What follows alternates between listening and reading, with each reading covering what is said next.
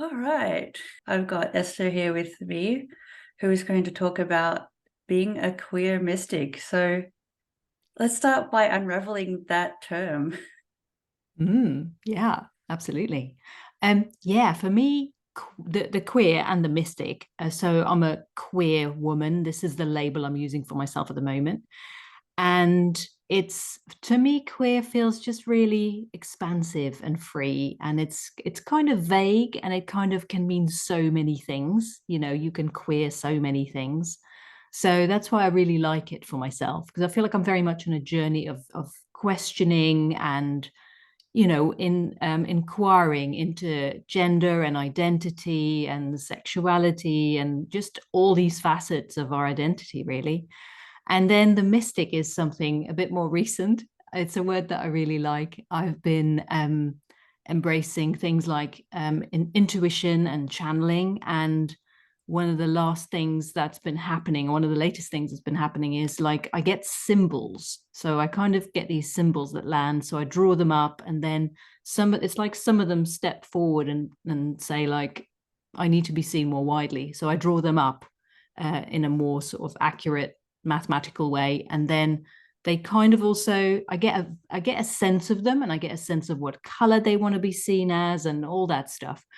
And I'm hanging out with people now in groups who are also into that kind of thing, and it's really interesting to get feedback about the symbols and like what people feel from them and what they see in them, and how it resonates, because it's really all about energy, isn't it? So yeah, so that's how I've landed on queer mystic. So I feel like it reflects who I am and what I do in a way that feels good to me right now. Yeah, so that's where I'm at. Great that you've come to that discovery. So tell me about how did the symbols come to you? Good question. So basically, I get them. It's kind of like I see them in my mind's eye. It's almost like I get a vague sense of them, like on the inside of my eyelids or something. But Mm, it's really more of a, yeah, it's more of a sense of them. It's kind of tricky to describe unless maybe you have experiences like that yourself. I know some people can't visualize, so mm, it's not necessarily a visualizing thing. But I tend to get them when I'm like maybe in a meditation, or I'm following when I'm on like an online retreat or something like that, when we're doing like journeying work and stuff like that. They happen quite fast and often then, and sometimes they just kind of randomly land when I'm trying to get to sleep in the evening, or when I'm doing the washing up or something. So yeah, and it really depends on what I'm contemplating as well, because I feel like it is a sort of an amalgamation of some of the things that are occupying my mind, maybe, or like the energy of the times. I think sometimes I tune into things when I read like things like energy updates from people, or astrological things that are going on or in the collective and stuff like that. But I found that I can also tune into specific things, like mhm, for people's businesses, because I'm a designer, my background is design. And I yeah, I found that I can tune into people's businesses and their, mm. what they're about and their energy and what they want to create and stuff. And then I get really something quite specific. So I'm like, wow, that's interesting. And that's been happening for a while. And I didn't even like for years actually. And I didn't even know it at first, because I think I used to work with the wrong people, like the wrong Mm, clients, just a mismatch, yeah. because a lot of designers are like, okay, this is, you take the brief and it's all very practical and head based, Yeah. and there's nothing wrong with that necessarily, but it just doesn't quite, it's not the complete picture for me. Mm-hmm. So, like people told me about their businesses and stuff like that. And then I had a few clients years ago that I got a visual for their business, and it was quite clear. And I made that for them and then presented it to them, and they were like, I don't, it doesn't, that's not what I want. I don't get it. you Oh, know it okay. was it was very clear to me that that's what it was that they needed. in a strange way that I couldn't even explain. Yeah. But they were just after something a bit more like obvious, I suppose. Mm. You know, like, yeah, just the word obvious is a good one. Yeah. So yeah, it was just a mismatch, you know. And for ages, I struggled with like, how do I offer design and branding? And it just, I can't make it work. And it was such a struggle. And then I realized, no, I just need to really refine how I do things and own that Mm. and work with the right people who resonate with that, because it's not for everyone, and that's Mm-hmm. fine. You know, so that's kind of, that was the long answer to where the symbols come from. Yeah. Oh, I That's tangent. Yeah. yeah, no, that's really interesting because I know that when I've been given a task to do a creative project, it's almost like you have to be creative on demand when someone's paying for it. Yeah. So there can Mm. be a bit of a emotional block. Creativity for a lot of people comes from being spontaneous, not being demanded to do something in a Yeah, time frame. totally. Yeah, exactly. Yeah. Yeah. So you can probably relate then, can't you? Like, and I find it for me, if I get a blank canvas, it's almost like I panic. You know, I'm like, oh no, this is not too much freedom, but like, I don't, the possibilities are too much and I'm overwhelmed and I can't cope, you know, that kind of thing. And that is the head-based stuff. So for me, I've always, like, when I worked in like corporate and agencies and stuff, I used to love more the end of the line stuff, the details, Mm, getting, you know, like a company's brand guidelines. It's like, that gives me structure, and like my brain needs that for this yeah, kind of work.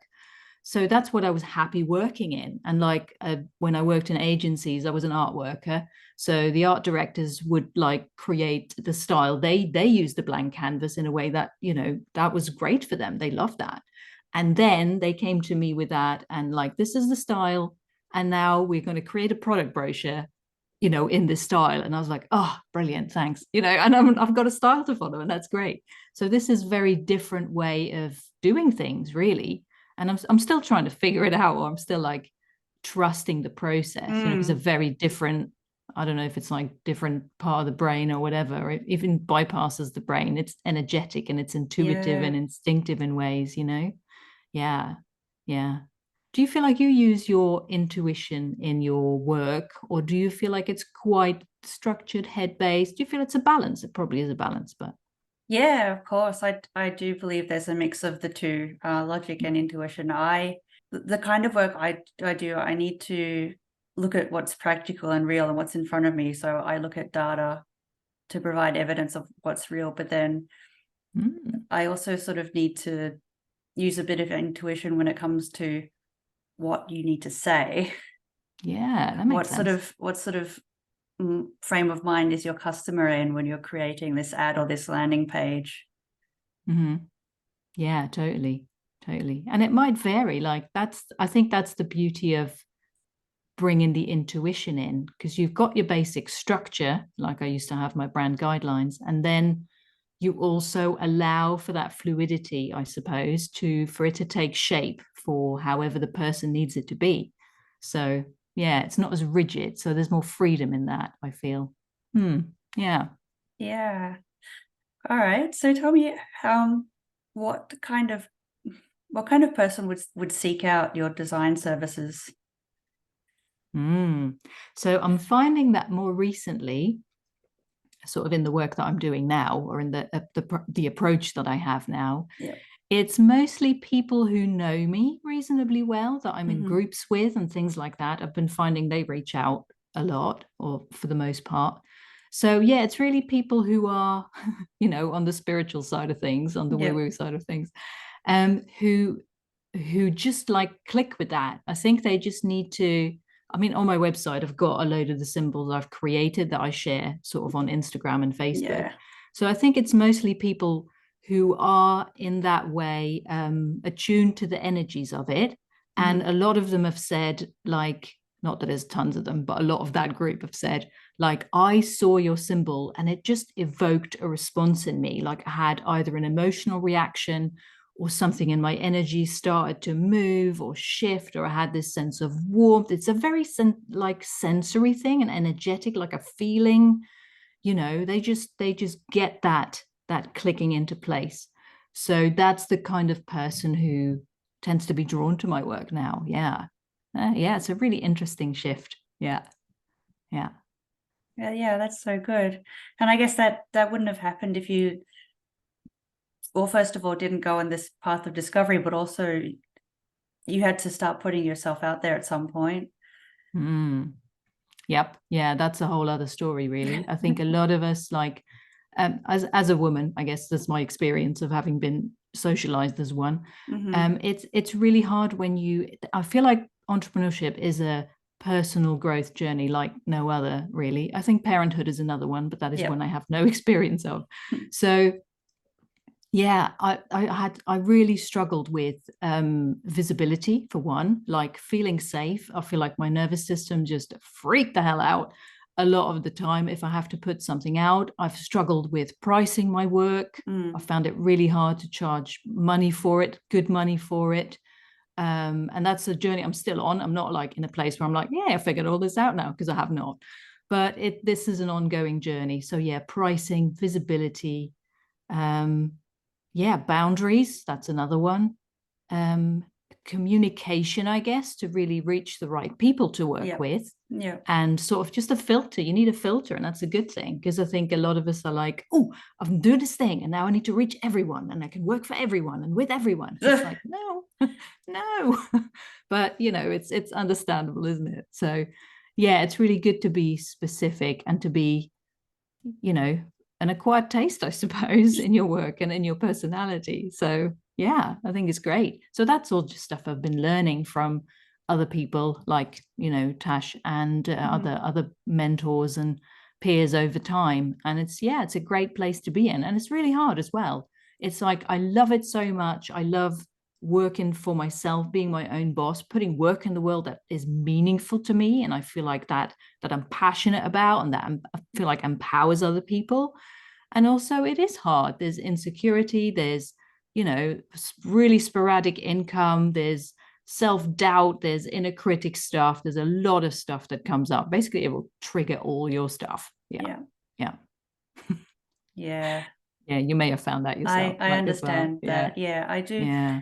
Well, yeah, one of the reasons why I wanted to start this podcast is so that we could have this strong sense of community, because in my experience, I feel like when I put myself out there in those, I want to say, traditional business spaces, which are typically mixed gender, but even there's some women's spaces out there where it feels masculine, it feels regimented, it feels ordered, it feels inauthentic.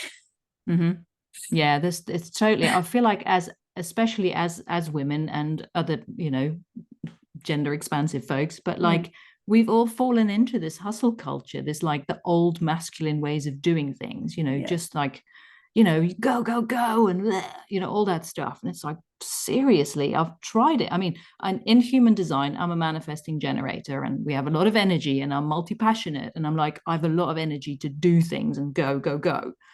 But I feel like even I burnt myself out. It's like this not sustainable. It's not regenerative. That's a good word that I heard someone say on my podcast. So it's beyond sustainable. You don't want something to be just sustainable. You want it to be regenerative. Yes. Great word. So yeah, and yeah, we have to figure it all out ourselves, really, because they don't teach you this in school. They don't even, that's far beyond what they teach you in school anyway.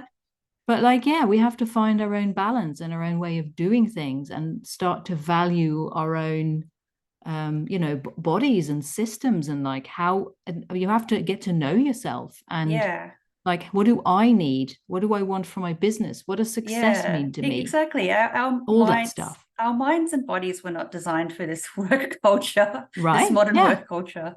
Yeah, absolutely. And I think there's so much wrong with. The thing is, this is the time we live in. This is where we're at. And I think we have the power to change things. And I think the old ways are dying out, and which is a good thing in that way, like this old patriarchal, system and stuff like that.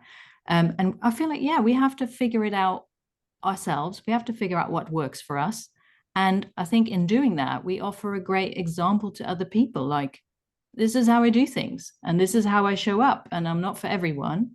And that's fine, and just owning that, and not being like, oh, I have to be like this and I have to show up on social media 5 times a day. And I mean, if that works for you, brilliant. I'm an introvert. It does not work for me. You know, even the thought of that feels overwhelming, makes me want to go to bed. So no thanks. But, you know, yeah, just find whatever works for you. Yeah. And connect with other people. And Yeah. we definitely need more community, I think, because a lot of us are so alone in everything that we do in that way. And that's, yeah, and especially with COVID, obviously, that all really changed everything for everyone. Yeah, so I think it's even more obvious now how much we need connection with others and community, and especially with like-minded people. And I feel like maybe you do as well, that I feel very, very much like I need almost an overlap of certain aspects in community, like, you know, openness to queerness and LGBT. That's one factor.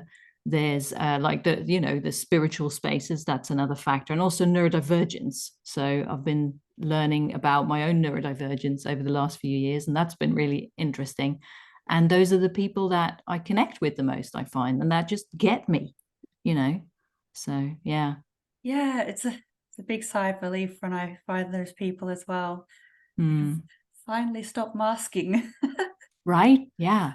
And I think we are taught, like, especially as women and people who are assigned female at birth, we're just taught to mask really well, to be honest. We can do it like a champion. And then you're like, hang on a minute, who am I even? You know?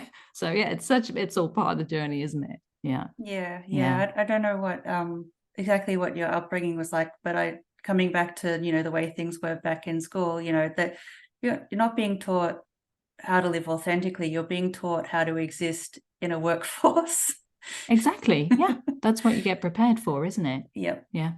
Yeah, totally. Yep. And like performing well and conforming and fitting in and, you know, not rocking the boat. And there's safety in being like everyone else. Yes. Yeah, totally. Yeah. And I think then you get to an age where you're like, I've just been betraying myself for so long. And I think you also reach a point where you're like, I can't do that anymore. It's just going to make me unhappy and ill, you know. And yeah, I feel like that's coming up stronger and stronger, because for me, I'm in menopause, so that's fun. And I feel like those symptoms are okay, they're annoying at times, I'm not gonna lie, but also I feel like this is such a great way of the body telling us, like, it's time now to live your life authentically, because anything else is just not going to work anymore. It's just not going to work. So you kind of have to figure that out. So I don't know where you're at in that journey, or if that's something you like sharing about or not. That's fair enough. But like, yeah. I'm probably about 15 or 20 years old. Menopause. Okay. Yeah. I mean, it's great when you reach that point earlier in your life where you're like, who even am I? I need to start living an authentic life and not like live for everyone else or try and please everyone else. And yeah. Yeah. But yeah, I agree with all of that. And yeah, I just want to reiterate, we do really need that supportive community around us to be able to do that. Yeah, totally. Yeah. How do you build community? Well, I'm starting from where I can start from, and that's in Facebook groups. Yeah. I've sought out Facebook groups that I feel safe in. One of them is Tash Corbin's Heart-Centered Entrepreneurs. I've been in there for several years now, and there's the Alternative Business Network that Nikki's put together. Yeah. Those are the two I currently feel the most safe in. Yeah, me too. Yeah, so it does have that. Go on. Any that you recommend? Oh gosh, actually those are my two main groups. There's loads of smaller groups that I'm sure there's more, but can my brain come up with them at the moment? That's the question. There's a few quite like a bit more niche groups, I suppose, to do with Star Trek and stuff like that, but like they're quite fun. But as for business, I would say the Heart-Centered Soul-Driven Entrepreneurs one, because it's really well moderated. It's just a lovely group. I've made so many lovely connections there, like a lot of them. So that would be my favorite one to hang out in at the moment as well. Yeah. Mm-hmm. Yeah, that's awesome. It's probably my favorite Facebook group. Yeah. Yeah. Have you met anyone from that group in person? I have. Most of the people in there, it's interesting because obviously Tash is in Australia and I'm in the UK. And so, I mean, I haven't been to Australia yet, but I'd really love to go one day. And there's a few people that I've connected with over some years ago. I've been in that group for quite a few years, and one of them has come off Facebook since then, but I've been in her community for a while, and she just runs her group from her website. We've got a Telegram group as well, and she's run a retreat in the UK in Glastonbury in June. So that's where I went, and then we met in person for the first time. And that was really lovely. It's so nice to meet people in person. Said the introvert, but it can be nice, you know, can be nice in small doses, like as long as I rest and recover afterwards. Yeah. Yeah. I agree. Yeah. Small doses and with the right kind of people.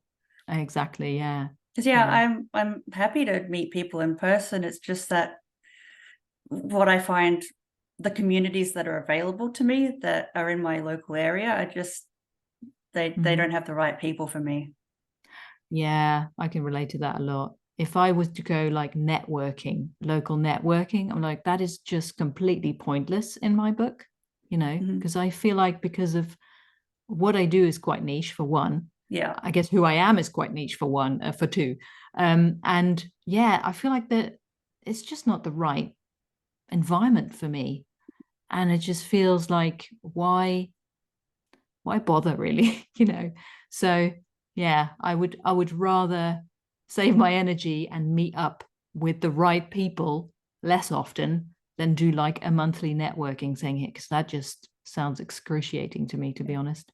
Oh, you think Yeah. monthly's bad? There's BNIs that meet up weekly.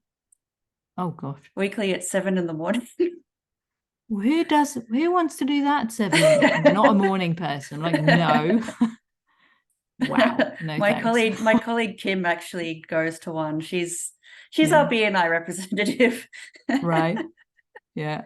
She's been Yeah. going for years, so she likes Wow. it, so power to her.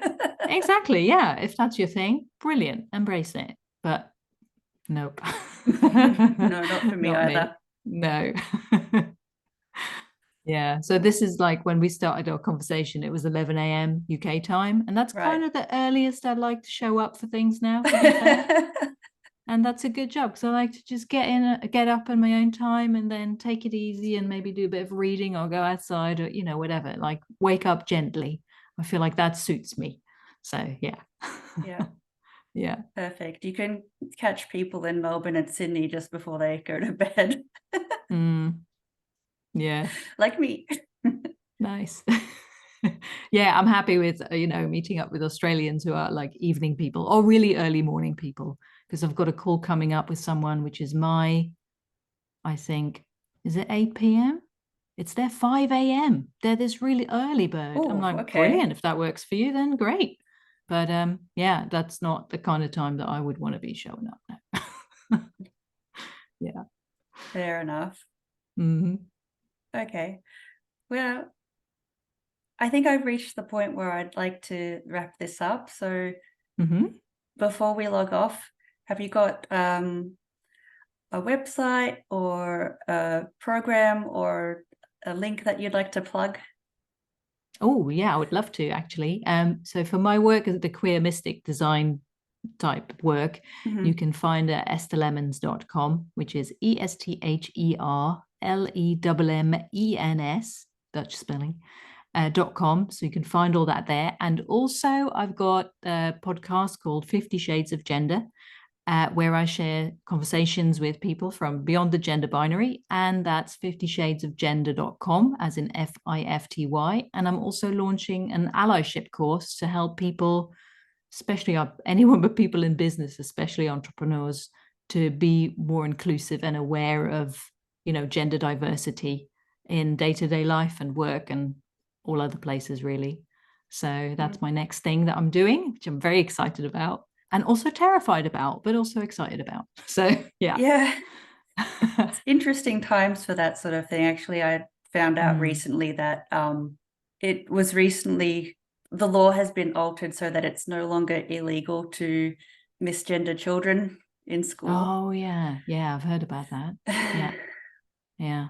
It's a tricky one, isn't it?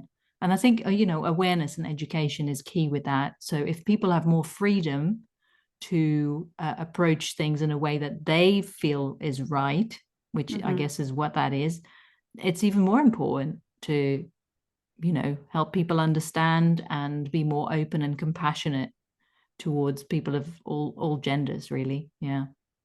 Hmm. Yeah, that's very well put. Thank you. All right. Yeah, so we'll close it up there. Thank you so much, Esther, for being on the podcast. Thank you for having me. Thanks for the opportunity. I appreciate it.